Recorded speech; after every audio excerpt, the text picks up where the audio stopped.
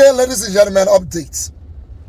Femi Falana and his chambers has written to Bobrisky.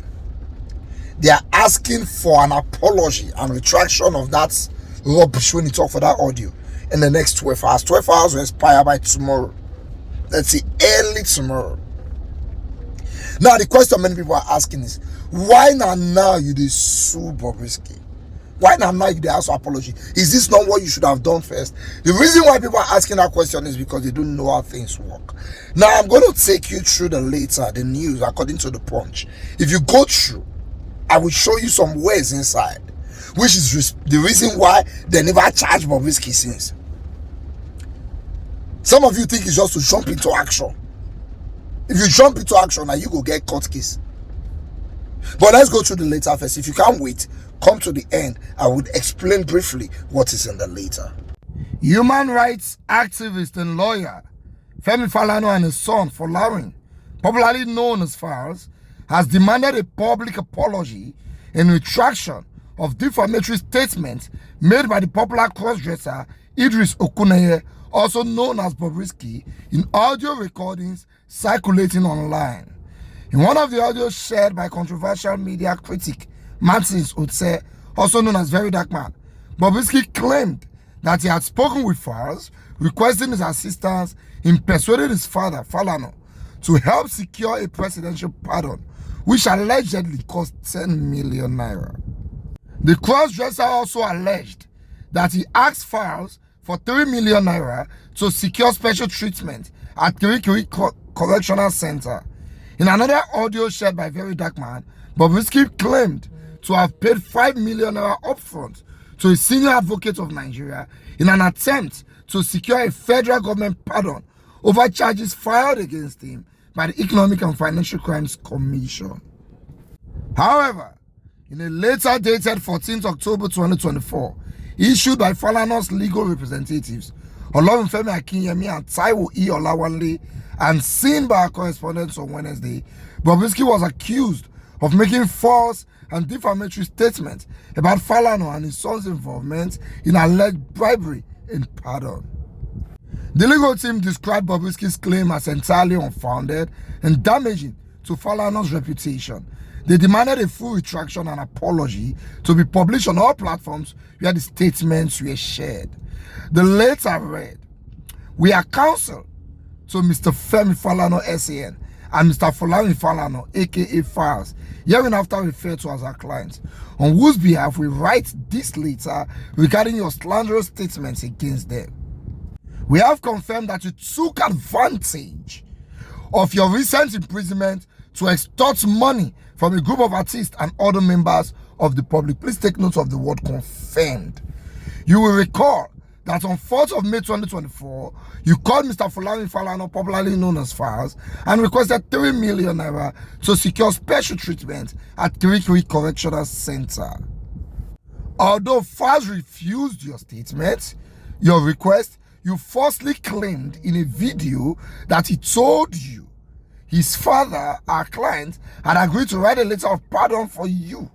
You also stated that our client has spoken with you and that 10 million naira was required to bribe officials to process your pardon. The letter continued.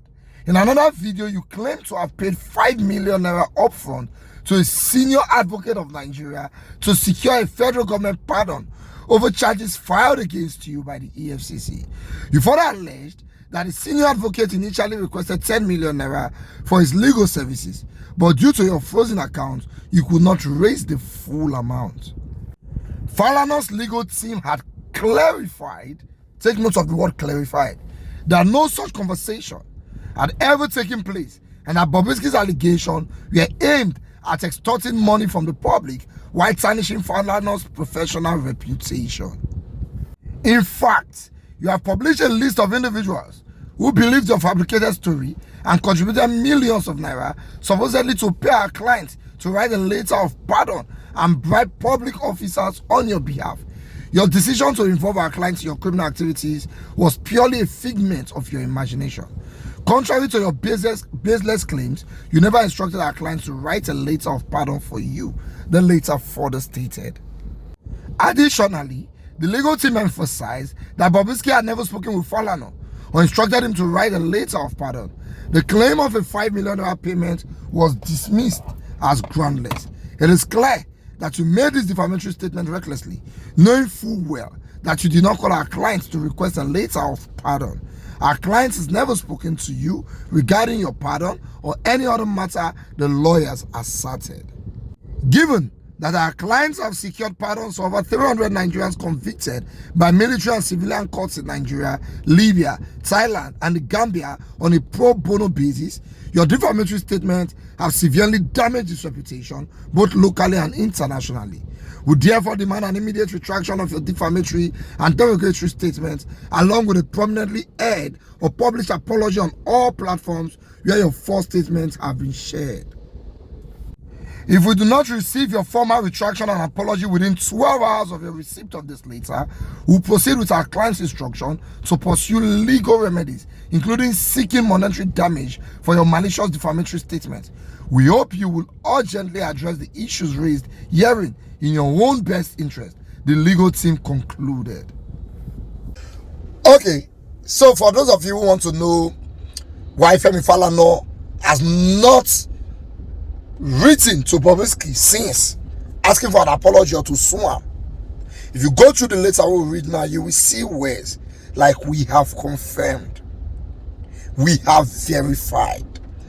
You see, when somebody say, "Now this man, I did this audio," if Femi Falana chambers will not jump to action like your other celebrities will do, he will take his time to verify the authenticity of that audio before he will proceed with his request.